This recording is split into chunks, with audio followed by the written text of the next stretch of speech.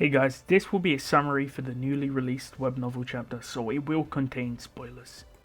This chapter directly resumes after chapter 84 entitled Heave Ho, Heave Ho, so if you haven't seen that summary, I recommend you go watch that video now. The chapter begins with Julius pondering on his title, which is the finest knight, a title that he's achieved due to hard work and determination. Julius repeats the line from a few chapters ago, stating his name and that he will be the one that slays the sword saint Reed Astria.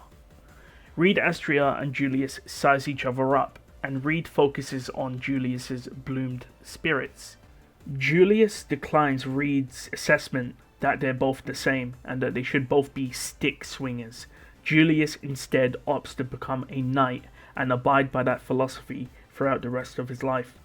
Reed Astria, who has dominated the body of Roy Alfard, states that this is no longer a test. He throws away his chopsticks and picks up a sword, and then he goes to fight against Julius. Now do keep in mind, Reed Astria is known as the Heavenly Sword. Julius states that mental stability is important for battle, and because Julius has spoken to Echidna and reformed his contract with his spirits, he's now mentally stable and can fight at full power. This is the fourth time Reed and Julius are doing battle, and even though Reed is using a sword now, he's still extremely strong, because it doesn't matter if he uses chopsticks or a sword, he's always going to be strong because he's a strong person. Reed Astria asks Julius whether or not he wants to cry. However, Julius says that he's excited that he's actually able to fight the legendary Reed Astria. Julius and Reed continue their fight, but due to the fact that Julius's spirits have bloomed, he's a lot stronger than he was initially. Julius starts using his strongest spirit art techniques, which causes him to pierce Reed Astria's eye patch. In return, he gets a scar below his eye. Reed Astria states that if this was still part of the trial, he would have passed by cutting off his eye patch. However, because he's taken over Roy Alfard's body, he's no longer constrained by the trials of the tower. Reed Astria then asks for Julius's name. The scene switches to Echidna, who wonders why Anastasia is not coming out of her vessel. However, the answer to this is very simple. Because Anastasia is greedy and doesn't want to forget Julius, she's hiding in her vessel so she's not affected by the authority of gluttony. Echidna ponders on this and believes that Anastasia should come out and see what Julius is doing, because Julius is having his finest moment.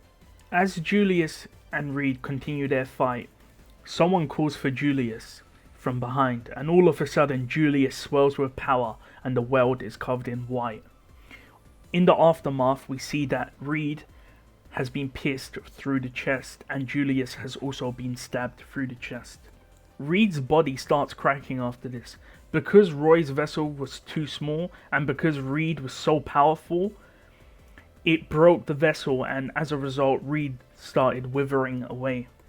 As Reed Astria cracks away, leaving behind the body of a mortally wounded Roy Alfard, Julius states that he admires Reed's swordsmanship. Reed replies stating that Julius is the winner, but Julius realized, no, I'm not the winner, you are, Reed Astria. Reed Astria, as he's about to disappear, states that Julius has a good face and calls him a loser, hence why the title is called Good Loser.